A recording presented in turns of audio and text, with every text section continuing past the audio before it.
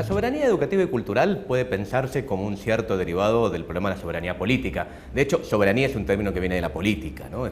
Surge en el siglo XVIII, asociado a la idea de los pueblos soberanos, la idea de que el poder reside en el pueblo contra las viejas versiones que pensaban que el poder venía por linaje o por iglesia y demás, el pueblo soberano.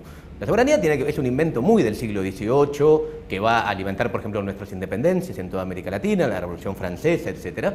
Y que hace referencia a que cada persona o cada grupo, me gusta más pensarlo en clave colectiva que en clave individual, tiene derecho a decidir sobre su propio destino. La idea de soberanía viene de ahí, de la posibilidad de cómo construir mejores futuros y probablemente mejores futuros sean futuros más justos. ¿Cómo actúa esto a nivel educativo y a nivel cultural? ¿Qué se ha entendido generalmente? Y ahí hay un debate grande que vale la pena volver a dar en la actualidad, que es, ¿la soberanía es algo a ser conservado o es algo a ser construido? Muchas veces a lo largo del siglo XX y asociado a gobiernos dictatoriales y demás, la idea de soberanía fue la idea de la conservación, donde el otro, el nuevo, el extranjero, el distinto, el raro, aparece como alguien que viene a atacar, a romper, a horadar, a molestar, a tirar abajo la soberanía incuestionable que debe ser defendida. Sería una posición que estuvo muy fuerte en la escuela argentina, la construcción de los mitos, la aparición de discursos chauvinistas, racistas, xenófobos, antisemitas, en el cual muchas generaciones fueron lamentablemente formados. Pero uno puede rastrear que también en la historia hubo otras posiciones de pensar la soberanía a nivel educativo y cultural como algo que se construye, digamos, algo que debe construir una malla para recibir a lo nuevo, para darle un lugar donde se aloje, donde el que venga de afuera, que la soberanía no es algo dado y para siempre, sino que es un proyecto político.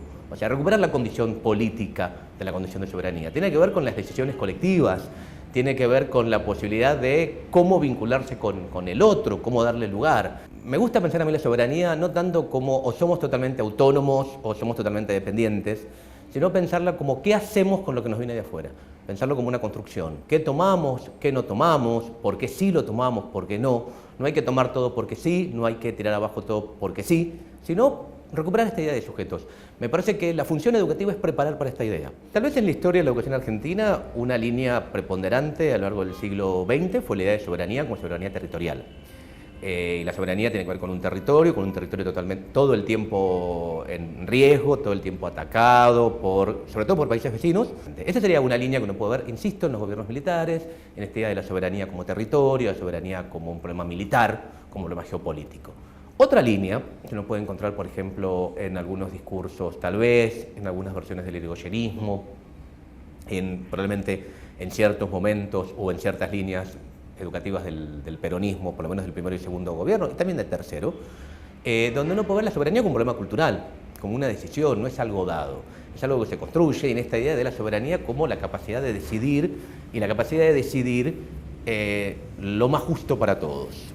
Y además, entendiendo justicia, muy vinculado a la idea de distribución. Sí creo que tal vez un cambio que uno puede ver, yo soy una generación que tuvo que padecer fuertemente la dictadura en su infancia y durante mucho tiempo la palabra soberanía nos daba mucho escozor. Ahí hay una idea de la defensa, del armarse para la patria, un discurso bélico, un discurso también fuertemente paranoico, en cierta forma, que buenos son los argentinos, que malos son los vecinos que nos quieren robar lo que nos corresponde a nosotros, con argumentos históricamente insostenibles, como que, por ejemplo, esta idea que la escuela intentó inculcar y que, por suerte, hoy se revisa, de que supuestamente Argentina debería tener la extensión del Virreinato del Río de la Plata, cuando no.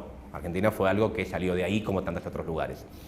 Uno lo puede ver mucho en los gobiernos militares, uno puede pensar en hitos. Fui creada una generación donde estas ideas de soberanía las asociamos generalmente durante muchísimo tiempo a elementos negativos, a elementos que había que dejar de lado, a elementos complicados. Tal vez hoy podemos verlo de otra forma. Creo que hoy estamos hablando de soberanía en clave latinoamericana, que es una cosa realmente nueva. Dejar de pensar al hermano latinoamericano no como un enemigo, sino empezar a verlo como un hermano. Estamos pudiendo pensar la soberanía en este sentido, vinculado más a un proyecto político y no tanto a un proyecto territorial o militar. La soberanía se materializaba en la escuela en muchos lados, con un conjunto de objetos, la aparición de los mástiles, las banderas, los nombres de los próceres en las aulas, los mapas de la Antártida, los pingüinos, disecados en los laboratorios. Había una idea de la soberanía, pero muy pensada en esta clave territorial, material. La soberanía era la patria era lo militar era la defensa, era el soldado, la virilidad, la colimba, el servicio, la obediencia, etcétera, ¿no? Creo que cuando haces historia encuentra que hubo otros docentes, hubo otros profesores que intentaron pensar la soberanía en otra clave, llevaron a cabo experiencias, a veces con más éxito, otros con menos éxito, y que tal vez hoy vale la pena, digamos, que podamos solo pensar la categoría soberanía, que nos podamos no tomarlo como una palabra incuestionable, como algo al cual todos debemos someternos, cuadrarnos, respetar y bajar la mirada, sino poder pensar, bueno, ¿de qué hablamos? ¿Qué quiere decir ser soberano? Creo que ya es un buen paso adelante. Un gran problema que tuvimos es pensar que la soberanía era un problema del pasado y va siendo hora que lo pensemos como un problema del futuro.